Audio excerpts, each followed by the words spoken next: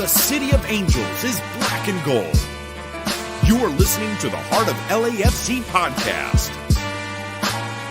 And now, Joseph Zacher.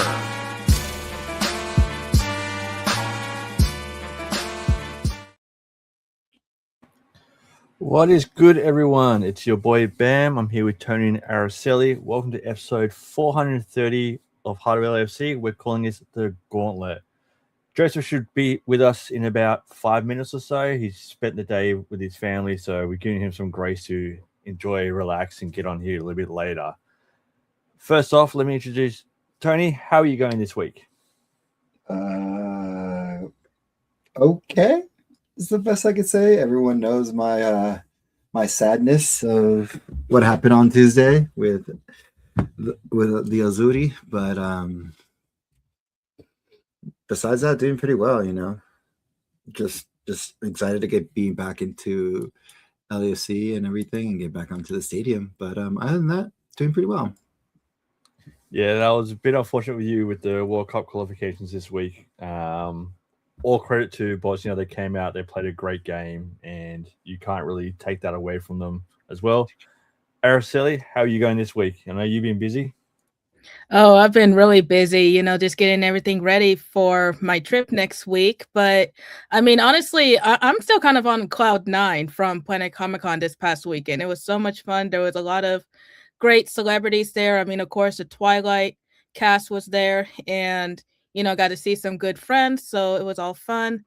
But I mean, in the soccer world, as we all know, it's been a busy week. It has been a busy week, that's for sure. And it's going to be a busy month for LAFC as well. Looking at this month, we obviously got Orlando this weekend. Then we have Cruz Azul at home midweek. Portland away next week on the 11th. Then we are away to Cruz Azul on the 14th.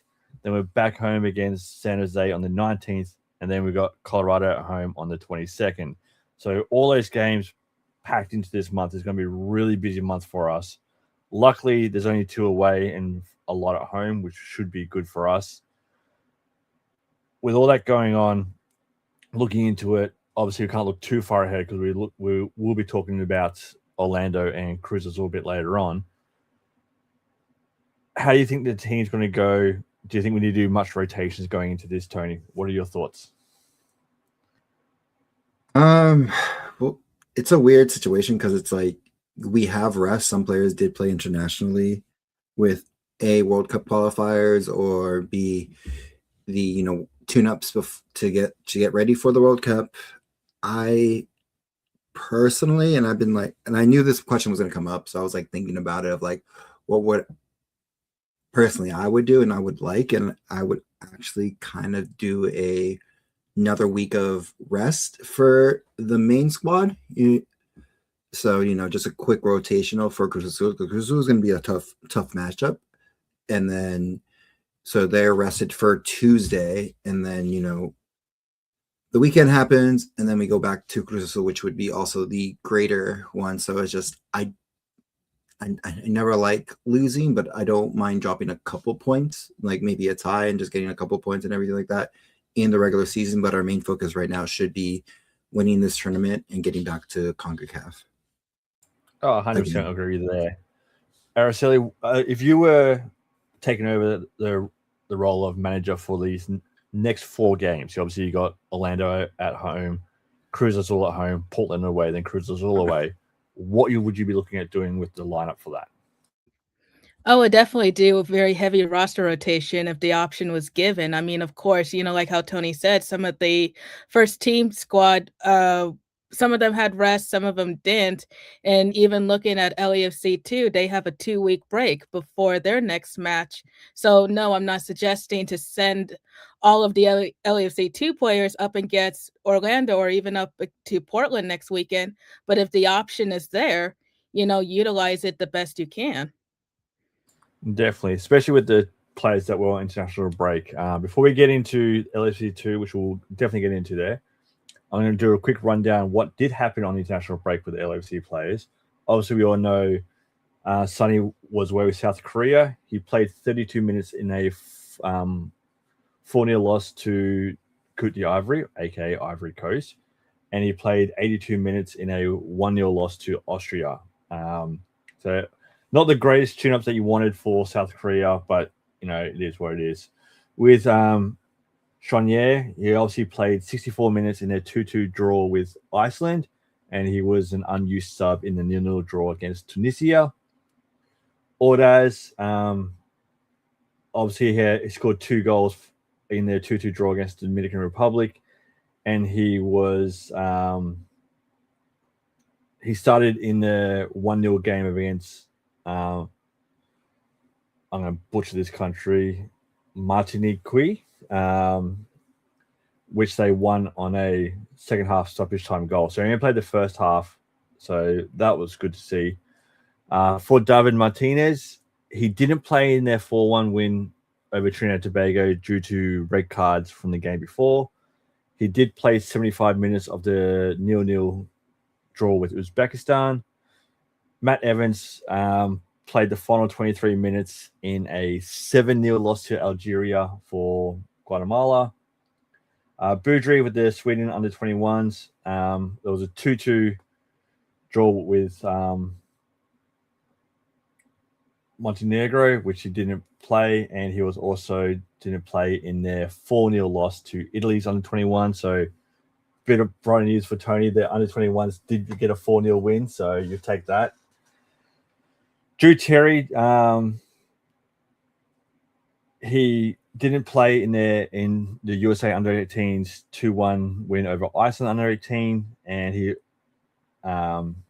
still has a couple more games to play with them. So we'll see what happens there. Not much I could find about the LAFC 2 players that were on international duties, which Araceli will hopefully get into when we get onto LAFC 2, which I think is now the perfect time. So with LAFC 2, what was happening with them? Well, first off, I couldn't really find much updates on Ethan Scally or Emir, Panaceo as well. So I really don't have any updates on them. But we do have an international update with Lisandro Torres, who got the call from the Mexico U16 national team for the 2026 Montaigu tournament in France. So the calls are still coming in for them. And before I get too far into LAFC2, I want to give a quick shout out to the Academy side. The U15s advanced to the semifinals in the GA Cup with a win in penalties over the weekend, whereas the U16s were eliminated in penalties. So at least the U15s are advancing on. I believe they play again sometime this weekend. But for LAFC2, there's actually some really good news there. They end their long road run with the club's first win of the season in Vancouver. Tommy Mihalik, Jacob Machuca, and Nathan Martiseko scored all 3 goals for the Black and Gold. Mihalik started the comeback with the equalizer in the 23rd minute. Giuliano Whitechurch, excuse my mispronunciations on these names. He unfortunately scored an own goal just 2 minutes later, but the boys really came back in the second half, earning them those first 3 points of the season. Next up, the Black and Gold hosts Portland Timbers 2 for their home opener on Wednesday, April 15th at USC in Rawlinson Stadium. It's a 7 o'clock kickoff. You can watch the match on OneFootball, MLSNextPro.com, and now Fox 11 Plus. That's good to hear about that.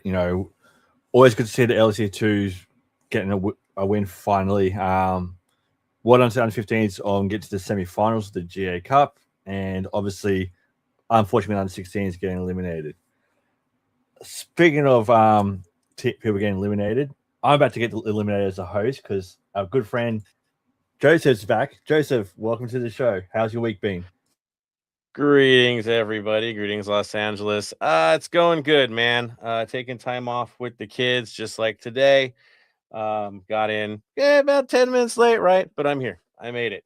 Knott's was fine today. It's been crazy during this time period because you got all the spring breakers, But all good. I'm here. I know we've got a busy episode with the crazy April schedule with 2 major games. Yeah, it's going to be fun. So Keep me up to date here, Spam. Where are we at so far today? We just finished talking about the LSE2 and the Academy update. I did ask the Araceli and Tony a bit earlier on, with such a busy schedule for April, especially with 2 CONCACAF Champions Cup games midweek, for those first 4 games, if you were the manager of LAFC, how much rotation would you do? How much rest would you give? You don't have a choice, honestly, because not only do you have the busy April, but the first week in May, I believe we got 2 games again. So there is just this constant hit of games. You're playing a team in Orlando, and yes, we'll preview them, that lost 5-0 the last 2 road games. I mean, it's bad for them. So, and they're not looking like going to be any better this week. So it's one of these things where if you've got a young player that's hungry that you can trust in this game, this would be the right time to play them. At least get some guys off the field early enough, because the next game, Cruz Azul is going to be a monster. They're good. That's that simple. They don't lose much. They can beat anybody in their league. They can beat anybody in our league. So that one is the big one. That is the everything. I hate to be that guy, but I know we're undefeated. I hate that term too, just to say it. But if there was ever a month where, if it happens, it happens, it would be this schedule. This is the one. This is that one where it all kind of comes to a head. So what do I do at this point? Honestly, rotate what you can, or at least limit the minutes to your impact players for this week. Make sense? Makes sense completely. For me, especially the 2 regular season games, obviously with Orlando coming in, we'll get more in depth with them when we're talking about that game. If these are 2 grind out 0-0 boring games, I'll be happy with. I'll happily take grind out 0-0 ball games, just so that way we're more focusing on the CONCACAF Champions Cup. That's just my personal opinion. It's as long as we can keep the clean sheets going, I'll be very happy. That's my biggest thing. We're doing great at that situation. If we can keep that going, I will be happy. Exactly. So for this match, even with a rotated squad, I would expect a result anyway. I think the lineup for Portland is completely dependent on what happens in leg 1 against Cruz Azul. It's completely dictated by what happens in that match. If there's something where we've got a surprise score, really good score, and it's striking distance for leg 2, and we're going to get in there and take care of business, then you're going to play it real safe with your lineup. But if it looks like a situation where we went off bad, Rand, it went really bad for us, do you really think we're going to risk it on a game like that? I mean, it's one of those things. It really does depend. Now, if it's a tight match, you're resting people. There's no question. Yeah, 100%. Now, before we get into more in depth with the Atlanta game and the Cruz Azul game, Tony, club and community news. What's the big plans for this weekend? Easter Sunday or Easter weekend. Sorry, not Easter Sunday, but Easter is happening pretty much going on right now. Cuervos are hosting their annual one. The Easter Bunny may be there. 12 o'clock is when we will be doing our Easter hunt. There will be prizes and giveaways during that event for the kids. I have to say that for kids and big kids. And big kids, I'm sorry if there's an age limit for big kids. I've already asked. But other than that, there is also D9U is doing. All right. I've been trying to say the name and I don't know how to say it. It's the game where you flip the ball and like the little kind of air hockey game kind of thing. You know what I mean? We have the poles. You guys remember what that's called? Foosball? No, with you use your fingers to flick. Oh, tip kick? Yeah, tip or kick. Sabudio. Yeah, Sabudio. Yes. Okay. Yeah. Okay. Sabudio is D9 is holding a Sabudio tournament for fundraisers for lost one that they just lost. So that's be going on a little bit after the egg hunt. So that's about it for community news. Of course, 3252 memberships are still open. If you haven't noticed, It's still $30. You get the scarf, discounts to the team store, and discounts at 3252 events when we have them at tailgates. And then of course there's a pick and play way where you can get most of the full amount, which is $68 of just a pin, pin, dog tags, socks, beanie, and patch. There you go. It's like, what? There's one more thing. And you can pick and play whichever one you pick and choose whichever you want. Not pick and play. Pick and choose whichever you want. As well as you could just buy the whole thing for $68. I'm still going on. Make sure you register with your SG to make sure the numbers are right because of everything that's going on. For tickets to upcoming rivalry events that are moving on forward. But other than that, nothing else.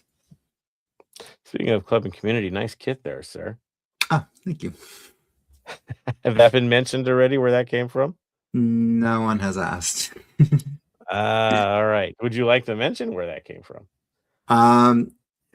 So it hasn't made a post on it, but we've talked about this and it's going to be released, I believe, tomorrow with more information. And I'll just give you this little top preview. There's more to it at the bottom, which is kind of cool. But this is the I'll just say the 3252 jersey that is eventually coming out. If you guys are listening, you can come on to the video portion of our show at 16 minutes and like 46 around that time. You can see like kind of what the jersey looks like. It's inspired by the 90s Clash, and then there's a collaboration with this, and all the info will be told tomorrow in a post. Again, if you're part of a couple SGs, you already knew what was coming in and what was coming. So this is why so you just have to wait and see. Tomorrow you'll see it, and you'll see more people wearing it tomorrow, hopefully on Saturday. Sneak preview. Thank you, man. Good stuff. I love the 90s vibe. It looks amazing. Those who were at the watch party last week actually did get to see it there. It was present. So that's cool too. All right. I guess it's time for Black and Gold Vinyl Club Minute. Are you there? Are we there? We are there. All right. So who's the first volunteer on this one? I've got one. I'll go first again. So for me, I'm going to go with a song that's done by a band. If you ever get a chance, look up NPR music on YouTube. They do a thing called the Tiny Desk Concert. Okay. It's an amazing thing. If you get to watch some, watch it. The newest one that they just released is Bush. So I'm going with their song Glycerine for this episode. Baby. Yeah. And their version of Glycerine on the Tiny Desk is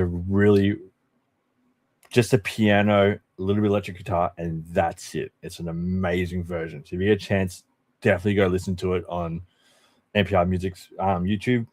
But that's mine for today. What was it again? Man. Everything Glycerine, man. By Bush. By Bush? Yeah, it's a great band. 90s.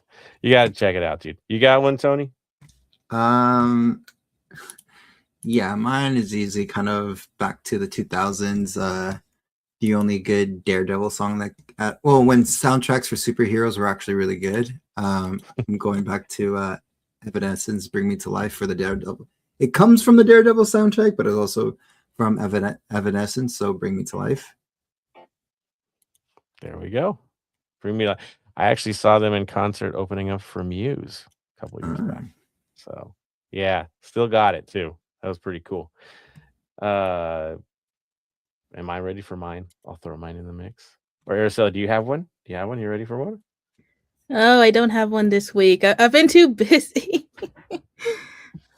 No worries. I probably have one that you're gonna probably like. I'm actually, like, who are you choosing? I'm actually gonna go with a Harry Styles song, "Sign of the Times" for Project Hail Mary that just came out. My kid's in love with this movie. We went to go see it. Nearly 3 hours, thinking he wouldn't last it. Dude, he'd go see it again if he could. It's that good. So I'm gonna go with that one because, dude, the song. Once you listen to the song and you see the movie, you're gonna want to see it multiple times. Probably in IMAX too. It is really that good. So I'm going with that one. Is it exactly football appropriate? In a way, I mean, listen to the lyrics, you can kind of fit in. But there you go. There's my choice. All right. On that note, we've got our music. Tony's writing all those down for the playlist in the future. He's got us covered. It's going to be a great compilation. Let's get into some football, man. First one, of course. Yes. I was like, it's ready technically, like for the past couple of weeks. So if you guys want it, I think Bam has the link for 11 songs. Up to you, Bam. No, we'll leave it a little bit longer. Before you get on that, there are some comments from our fans. Let's get into that. Haven't gone and seen them yet. Let's go. I've got, you know who it is. He's got to lead this off. It's not right if he doesn't, honestly. It's Dave Gomez in the mix. Says, let's do this, Hola Familia.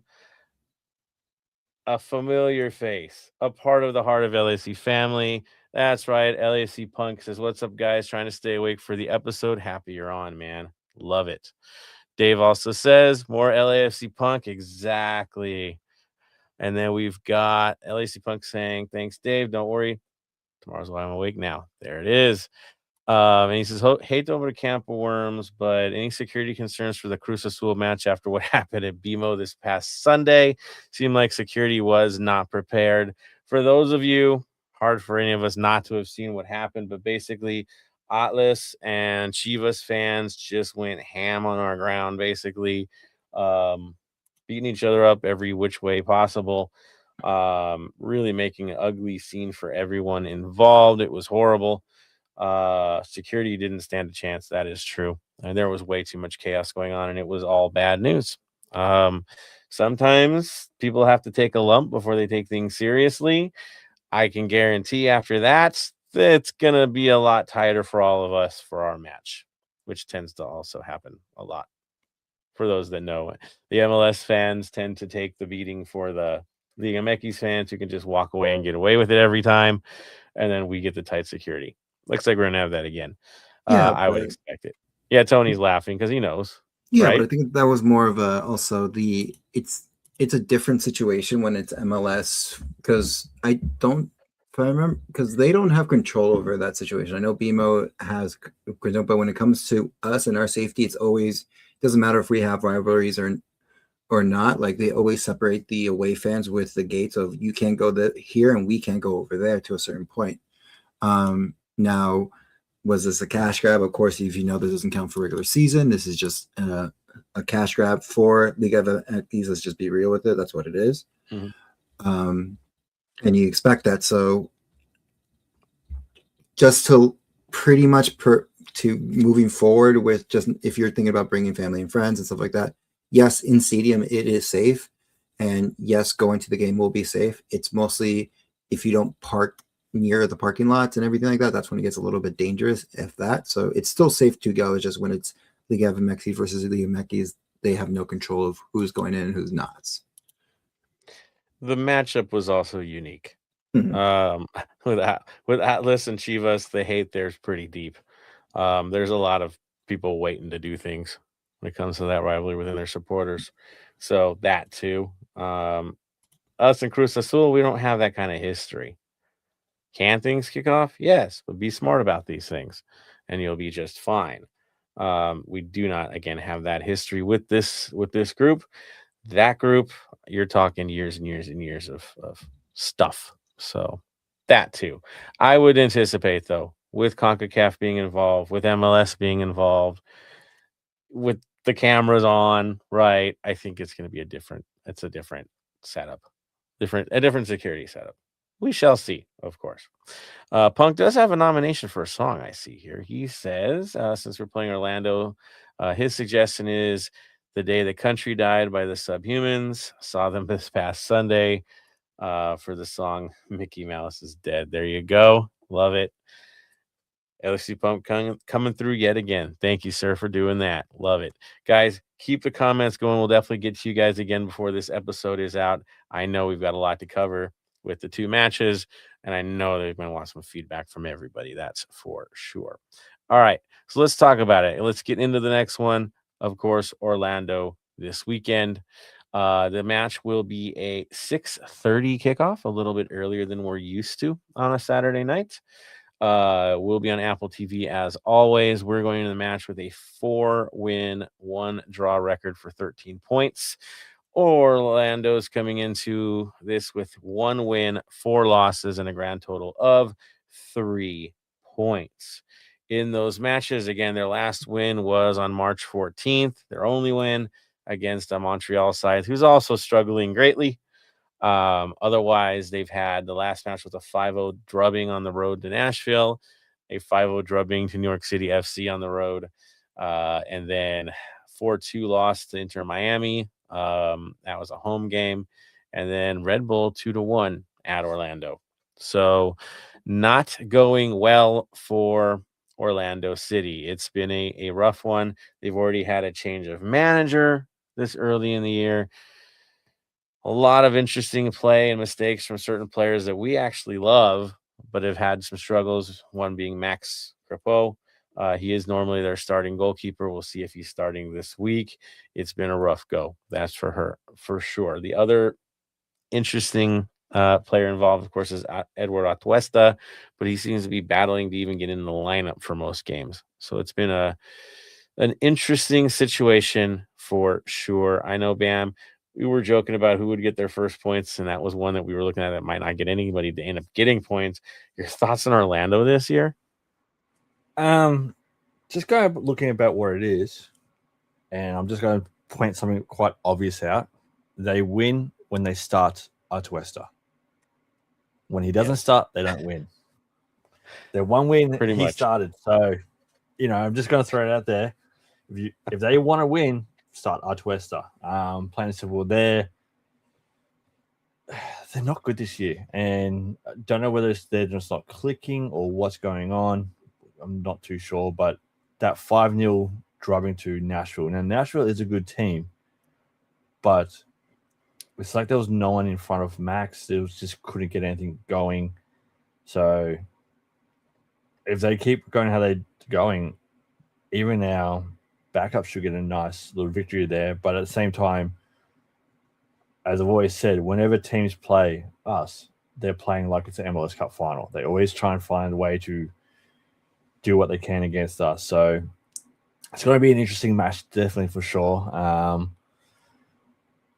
I don't like seeing 5 goals go past Crepeau, but if it happens again this weekend, I won't be sad about it. The biggest thing for me, as I was saying earlier, is just try and keep that clean sheet going for as long as possible. And I want another clean sheet this week. Damn, if you can get out early, then guys get out of the lineup early, right? They need first half to be highly effective. We haven't been highly effective in the first half as of late in terms of putting the ball away. It's taken us the second half to get the job done and finished and done and dusted. I will say it's interesting with this team. They're 5 total goals this year, all from open play. Again, it's been rough. At home, of course, all their goals were scored at home. They have yet to score a goal on the road. So that's another interesting little stat there. I know. Sounds dangerous to be saying this stuff, but that is what's going on. And as he says, Atuesta the starter, yeah, that helped him get their win. Let me tell you about the lineup. Let's see who's in this thing. So usually they'll come out with a 4-2-3-1. It's pretty standard. It's not too shocking under the circumstances. Last game they played with Crepeau in goal. They had Iago Teodoro and Miller as their center backs, Dorsey and Marin as their outside backs, Luis Octavio and Ojeda starting in the last match as defensive midfielders, and the other Ojeda is attacking midfielder. Pasalic and Angulo were their outside wings midfielders, and Maguire was their target man. The match before that, as mentioned by Bam, Otero was in goal. Iago Teodoro and Brecalo were their defenders. Dorsey, Marin outsides. Atuesta, Ojeda were their holding midfielders, with the other Ojeda as the attacking. Angulo, Pasalic, of course, no shock there, and then Maguire up top. So that is what we see. There is no surprises to what they're going to do in their lineup outside of who's their defensive midfielder. Otherwise, it's kind of as is. Now, when you lose a couple of 5-0s, though, I would kind of expect some sort of a shakeup. And the only names that I see that really feature that come in at any times would be Zakaria Taifi. He would normally come in for a Marine. Yutaro Tsukada. He could come in also outside back. Colin Guski. He would come in as a defensive midfielder. And Thiago for Maguire. I mean, that would be the only names I see here that are repeatedly getting in. I think the only other one I saw was Pedro Leao. Tahir Reed Brown got in, and that's kind of been their moves. There's not a lot going on, really. It's tough. And what's weird is you watch them play, and they might start halfway decent, but the minute they get into any kind of hairy stuff, man, it's just falls apart. Like the mindset's off. Very, very off. So it is tough. I'd say dangerous tough for us because you cannot write them off. There still is a lot of talent on this side. It's just not clicking. Tony, I look to you because you're going to be the cautious voice. I know this. Your thoughts on Orlando? What should we be worried about with these guys? Oh, can't hear you for a sec there. Honestly, just like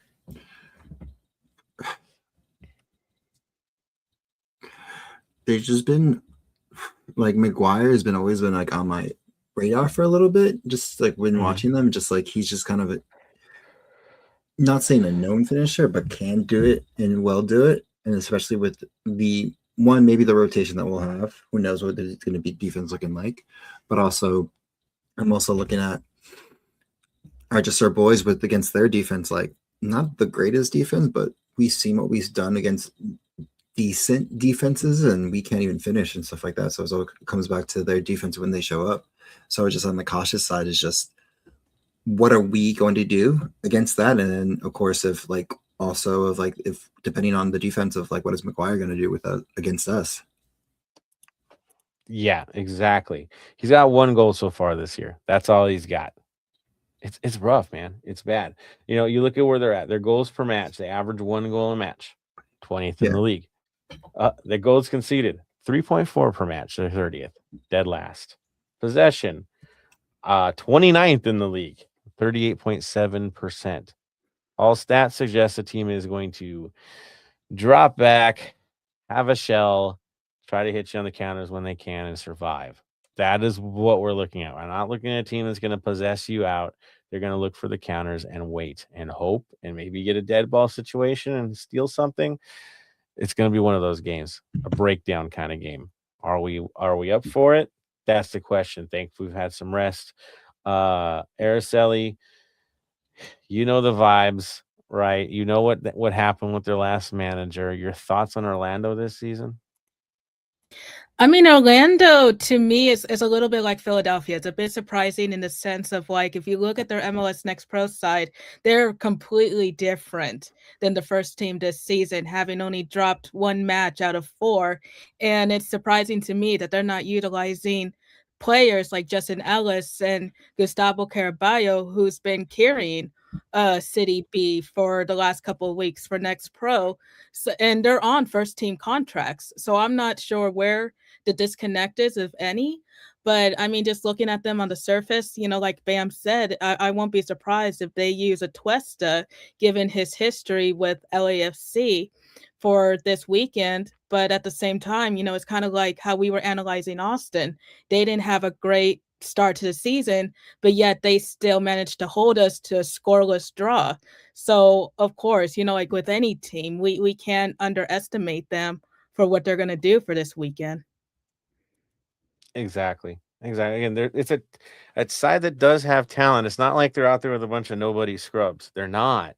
It's just really, really rough. They're in a patch. So don't inspire them to get back into things, right? Get some momentum off of us. We just got to make sure that doesn't happen, which of course brings it to us and what we're going to do in this match. I think that's the bigger conversation here, more than anything Orlando can do. What's LAFC going to do?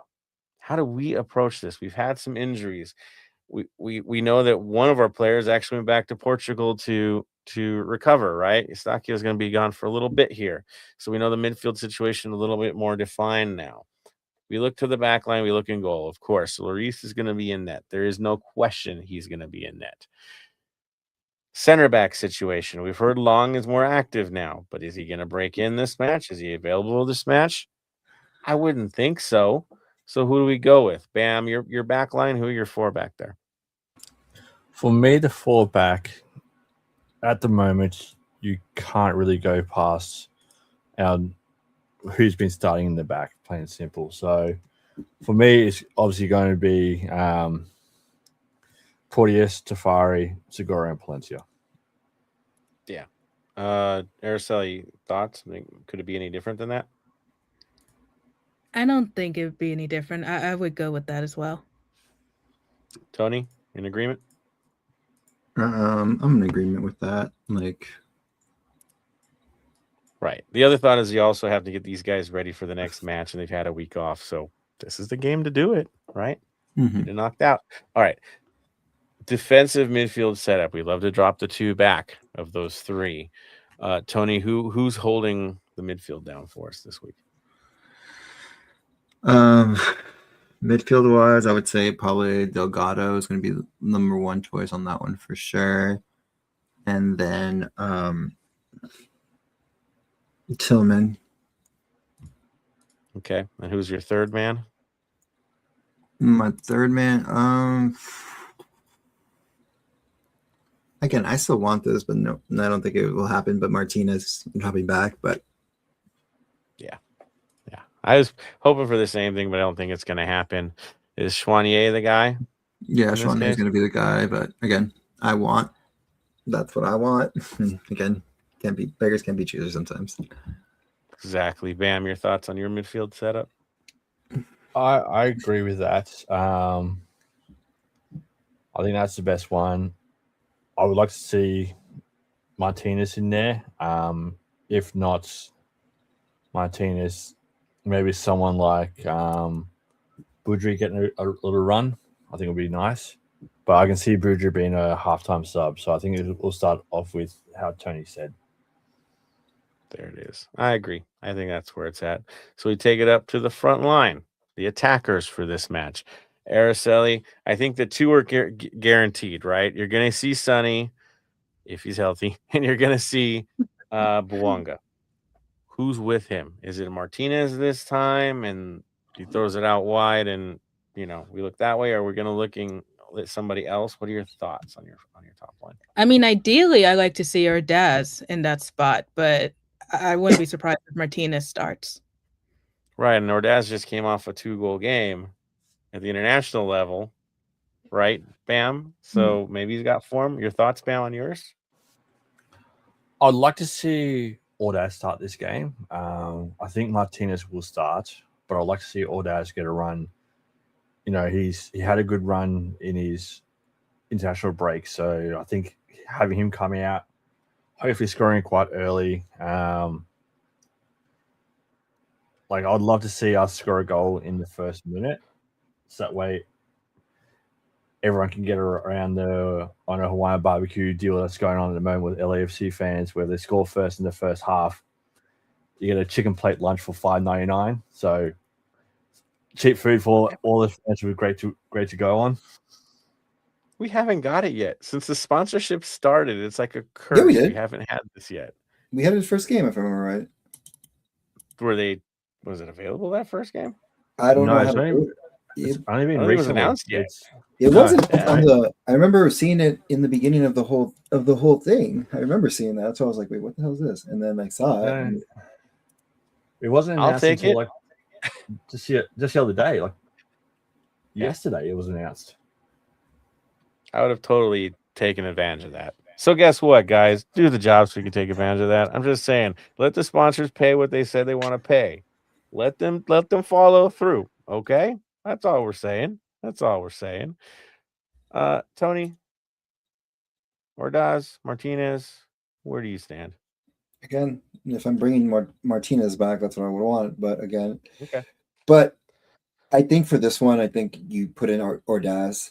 Again, you save Martinez for the rough and tumble of Cruz and keep Ordaz there. There you go. I'm just thinking they're gonna go Martinez. I just feel that's the vibe right now.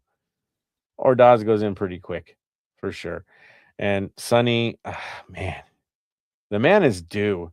He's got to be the guy to get us the plate special. You know, he's got to be due to finally get one in this one. If there was ever a match, this should be the one. So let's hope that's the case. All right.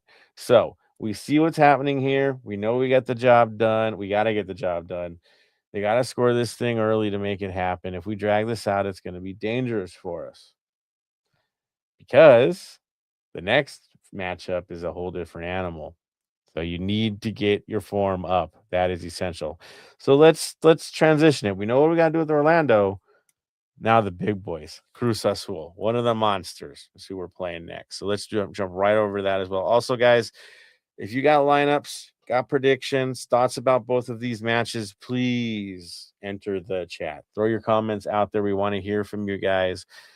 We love the vibes, so do not hesitate. All right, let's move on to it. Cruz Azul. Yeah, they took out Monterrey to get to where they're at. Last 4 games, no losses, man. Last game they were held by Mazatlan, which is a bit surprising. 1-1 draw. I know. What? Mazatlan? Yeah, that happened. They also drew against Unam. They did beat San Luis, and they also beat Santos, and of course, we know they beat Monterrey back on the 28th, and then also in the Champions Cup. So they are coming in proper. Just so you guys remember, the game will be this Tuesday, yes, April 7th, 7 p.m. kickoff. Thank God it's not 8 o'clock like we've had some matches. So yeah, that is the vibe. Leading scores for them. Well, if you're looking in league and all that stuff, I believe their top scorer, let's see, 4 matches, at least in Champions League, if I'm looking at it right, would be Fernandez, and then Campos has 2 assists. Yeah, Marquez as well. Lineup for their last match, just to mention about what they did against Mazatlan. They played with a 3-4-2-1, which seems pretty common for them. They also did that in Champions Cup.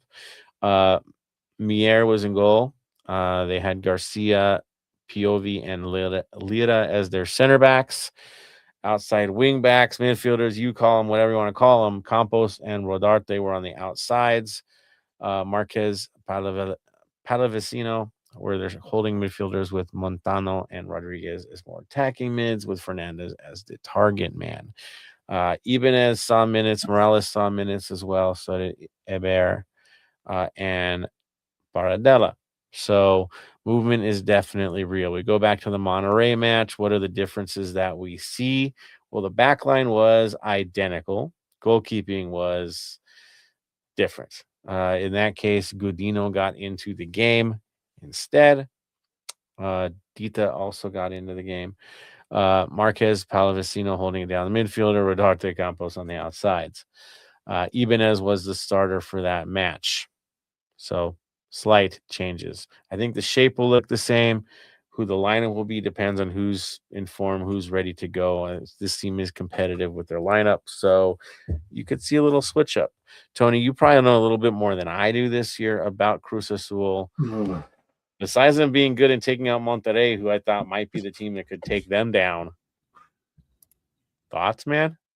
Cruz Azul is so for everyone who's known this, everyone, La Máquina, how they are, like, always of a silver surfer most of the time. But Cruz Azul in this tournament is one of the is the biggest one, and one of the servers next to America, and the most wins in CONCACAF with this. So this is their tournament to do it, especially now. They're third in their division, a really hard matchup. Like, when we were looking at it, like, Monterrey is good. We always known they're well, but I knew if we play Cruz Azul, it was going to be a tough match, and it's a good, tough warm-up match if we make it past this. Again, big if. There's a lot of variables that might happen, but if it's a good warm-up match to eventually the next matchup that we'll get. Cruz Azul is known for their youngin. It's known for their quick passes, sometimes even slow play. So they're really, really done well in this, and I am a little scared we do have the team to play them against them. But again, playing in Puebla as well is going to be the hard one. That'll be for the second matchup moving forward. So we have to get the job done here at home. Yeah, not to scare you guys. If I extend out that record, they're actually unbeaten in 15. Like I said, still good. Like it's one of the most dangerous teams. Like I said, the top 3 teams right now in this like top 3 teams last year or 2025 was Cruz Azul, Tigres, and Toluca, and the next 2 teams that we might place are the last 2 top teams right now, and they're still doing well. Yeah, exactly. Now, head to head, I know we did beat them back in 2020, ancient history. That's the last time we faced these guys. It's been a while. Yeah. To me, if you beat this team, you can beat anyone in CONCACAF, no question. This is the hill. This is the hill to climb. Either you're going to do it or you're not. But you've got the test here, the ultimate test. It's Cruz Azul. I know their history. I know the heartbreak, right? It's in my family. Families are big time Cruz Azul fans. But man, this is the kind of round where they're going to come out proper. They are. I don't see it any other way. Araceli, your concerns about Cruz Azul? I mean, with Cruz Azul, they've always been a powerhouse. They've always been kind of that thorn in the side, so to speak. So, I mean, it wouldn't surprise me if they go like full power, of course. Yeah. I expect it. I definitely do. It's just, yeah. What more can you say about that team? They're going to be all over you. They're not going to be a team that's going to set back. I don't expect that. I expect the physicality. I expect them to try to bloody us early. This isn't a game where we're going to play a team that's going to wait and see. I just don't see that with them. The only thing that might be our advantage is that they don't play wait and see, because everyone that plays us is usually hold back, catch LAC on the counter, hold back, catch them on the counter. They don't take the game to us. They haven't this year. Not a lot. This team will. They don't have any reason to say, well, we'll let LAC dictate play. No, they have every bit of confidence in what they're going to bring to this match. So that is the issue. In terms of support, in terms of environment, I know, man, Tony's laughing at me right now. When we go to our house, man, do I expect it to be a road game? No, but I do expect it to be very vocal, and there will be a lot of blue in those stands. It is what it is. Will they have supporters? You know they're going to have supporters. It's going to be a different environment, something that we're not entirely used to in our own house. You will be challenged. 32-52 will be challenged in this one. They're going to come hard. I know this already. Going on the road, a whole different animal, right? In this case, it's Puebla. They're not going to where you'd expect them to play. They got to play in Puebla. Fun fact, there is an airport there. I know we were joking about it last time. There actually is. They got one runway. You might have to fly out of TJ. You know, not a bad thing. I actually prefer flying out of there. But yeah, and we'll preview that one later, of course. But it's this one, right? It's this one. It's the first leg. It's where it's going to be. And honestly, yeah, be concerned. We should be concerned, but we should also have confidence knowing what our team can do. Bam, I go to you, sir, knowing the team that we're playing. What are we going to have to do to take on Cruz Azul? How do we have to approach this? I think for us, we've got to be on point with the defense, plain and simple. Make sure that they don't score in our house. That's the first main step. Make sure that there is only home goals, no away goals in our house. And then we'll get into it after this match, but making sure that we score away. That's the big thing is, again, I'm happy that this one be a 0-0 boring game. I'm happy with that. It's more being able to shut them down, having a defense which has been on point this season to keep being on point this season, and then going from there. Yeah, because away goals are real. I mean, that is the other monster here is you have to deal with this team on away goals in your house. Yeah, you can't let it get away from you. I think the one thing that cost Monterrey is they did give up 3 goals in their house, right? And then came home or they came back to Cruz Azul for the second game.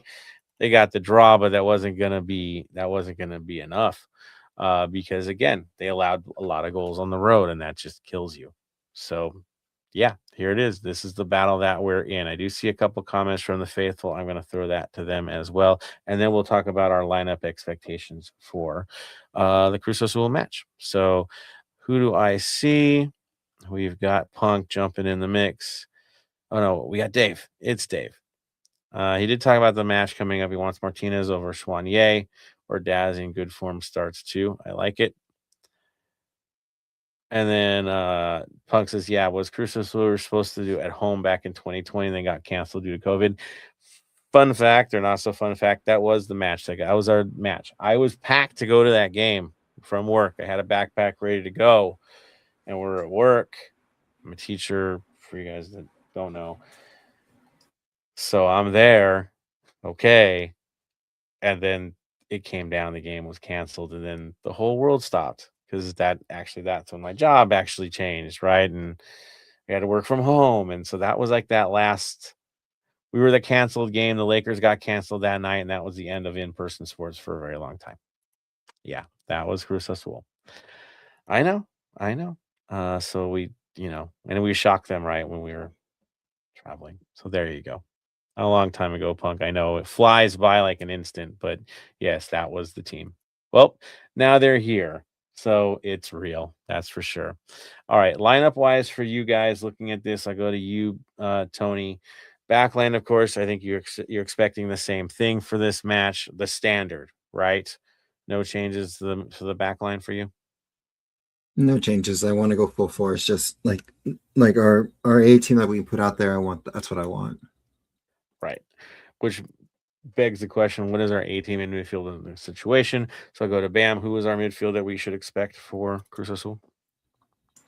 Midfield, it speaks for itself. It's got to be number 8, Soigné and Tillman. As much as I'd love to have players back from injury, I just don't see them coming back for this game. Yeah, Eustachio's out for a couple weeks at a minimum. He's back with Porto right now to recover with his family there as well. So that just tells you it's 2 weeks at a minimum. So I know. Then we go to the top line. I think we all expect the midfield situation. Top line, Sonny, Bouanga. Martinez? Any shock if it's Martinez again? Araceli, is it going to be Martinez? I think it'd be Martinez, especially with it being Cruz Azul. There it is. Bam. Yeah, it's start Ordaz against Orlando and Martinez against Cruz Azul. Plain and simple. There we go, Tony. Any shake up from you? Martinez starts again. We need there's going to be a chippy game. We need that to keep them in check. Especially it's going to be a hard fought game the first time around, and it's going to be loud in the stadium on both ends with us in the north end and our crowd, and then of course they're going to travel well. Let's be honest, we already heard numbers, and it's going to be huge. Yeah. So we just need all of the momentum moving in forward with this, and screaming and louding and pushing our boys. And Martinez is also a good energy efficient bunny, as you want to call it, that will get the crowd going. And you can keep their defense honest with distance shots, which might require it, which they can hit too, guys. So it could be airmail from both sides. That's what this thing could turn into. Again, gonna be tough, gonna be fun. I can't wait to lose my voice in that game. I'm sure Tony can't wait to get into that mix, right? Oh, I'm so ready for that game. Again, I've been waiting for them. The same thing with you. I had tickets. I wasn't going to sit in the north end I'm going to be there with my dad, and life happened is the best way to say it. Yeah, no, this is gonna get crazy. I'm ready for the crazy. These are the games that you look forward to as a football supporter.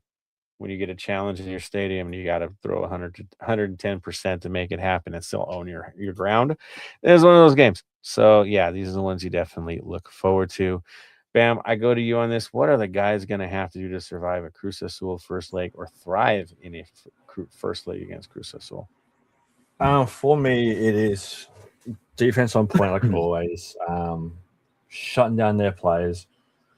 Don't fall into their trap of rolling around on the floor. Don't fall into the. It's going to sound bad, but don't fall into the Mexican way of football. The rolling around, trying to get the calls and all that kind of stuff. Just stick to the game plan. Do what we got to do. Keep them from getting easy shots on goal. And if you have a chance, bang one in, get that lead as early as you can, and just keep locking it down. There it is. Araceli, what are the guys going to have to do? I mean, it's just like how we've always said, just as long as they don't make any silly defensive errors. And I think Bam said it perfectly right there. Just don't fall into Cruz Azul's trap. So hopefully, they go with both games unscathed. Yeah. These guys are good at the dark arts. There is no question they're good at the dark arts. So we can't get caught on the retaliations because that's where you get the cards. And you can't run with cards in the second leg. I mean, really, that gets dangerous. Big time. Tony, your last thought on this one. What are the guys going to have to do? Just finish. Let's see. That's been the problem. Well, the last couple of times that we played them is not finish, or not them. Sorry, any team is just finishing. We've had a struggle. I need Sonny to get out of his rut. I need Bawanga to get out of his rut and play to the potential that we know that they can play for, and that's what we have to do. And thankfully, we're playing a team that will open the game up because they're going to challenge us, which opens it for those two. They got to take advantage of it. The other thing, of course, is the dead ball situation, because if you wanted to close back up again, give away a cheap one on a dead ball, which we tend to do from time to time. So be mindful, right? Dead balls are a killer. These guys can place it wherever they feel they have that kind of talent. So we got to be careful. There we go. So there is our preview for the match. Thank you, everybody who's jumped on and commented. It is much, much appreciated. Yes, a not so standard episode, but right on time as we always do. Here we go. All right. So what do we do at the end of every episode? That's right. We give our final thoughts. We give our thank yous, and we get you prepared for the next session, right?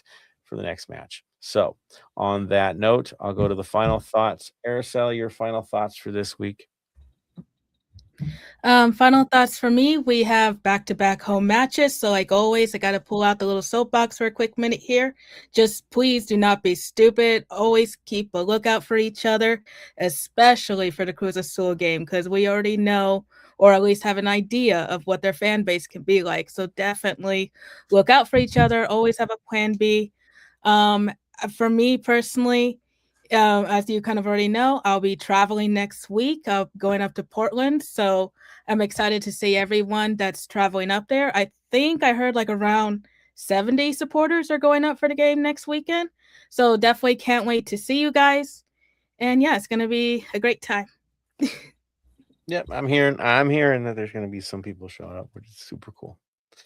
Tony, final thoughts. Final thoughts is let's have some fun this weekend. Again, it is Easter weekend, so bring the kids if you are able to.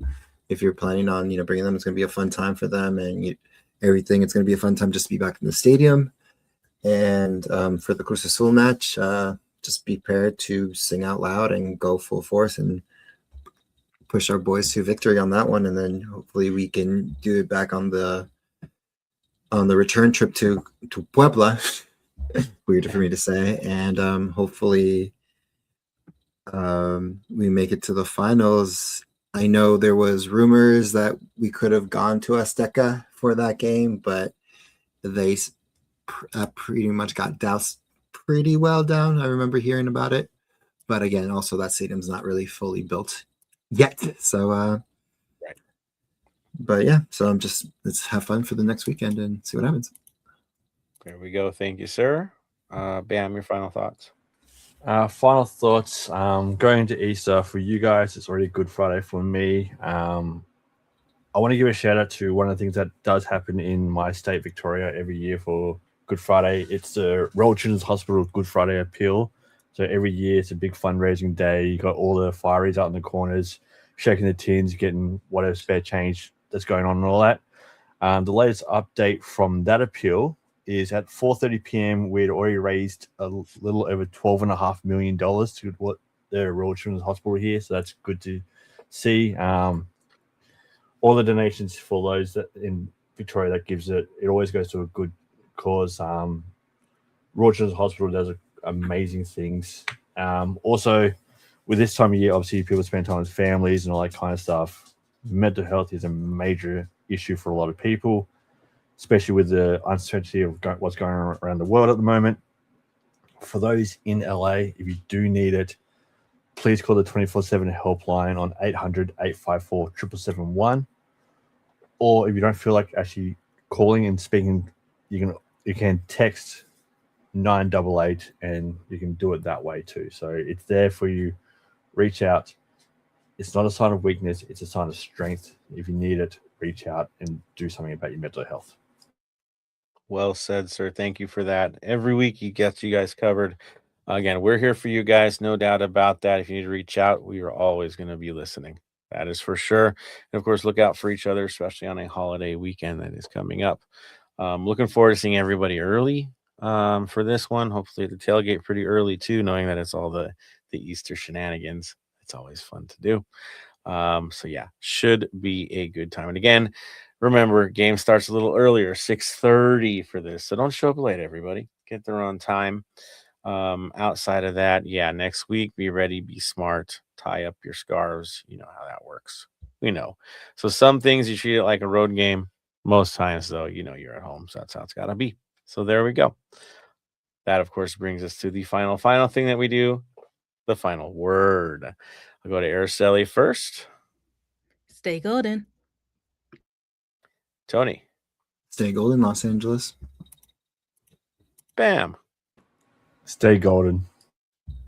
And for me, to all of you, stay golden, Los Angeles.